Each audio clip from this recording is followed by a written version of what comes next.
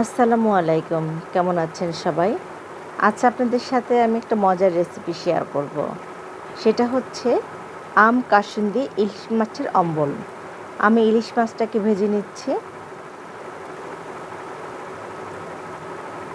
আমি সরিষার তেলে মাছটা ভেজে নেব। মাছটা ভাজা হয়ে গেছে। আমি ওই তেলেই পাঁচফোড়ন দিয়ে দিচ্ছি আর দিয়ে দিচ্ছি শুকনা মরিচ।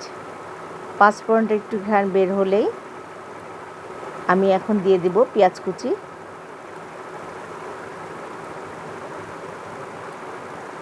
পেস্ট একটু হালকা ভেজে নিব।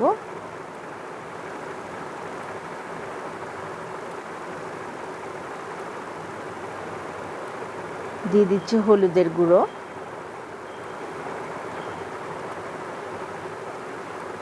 আর কুচিয়ে রাখা আমটা আপনি ইচ্ছা করলে বেটেও দিতে পারেন। তো আমি আমটাকে একটু কুচিয়ে দিয়েছি আর দিয়ে দিচ্ছি কাসুন্দি।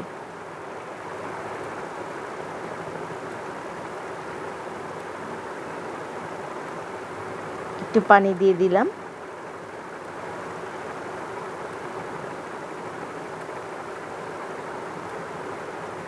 দিয়ে দিচ্ছি লবণ আর দিয়ে দিব চিনি। চিনিটা একটু আমের ব্যালেন্সটাকে ঠিক রাখবে।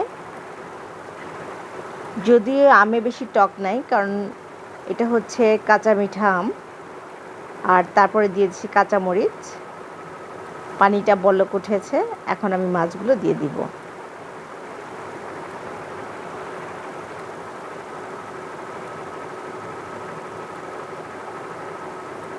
মাছগুলো হয়ে এসেছে।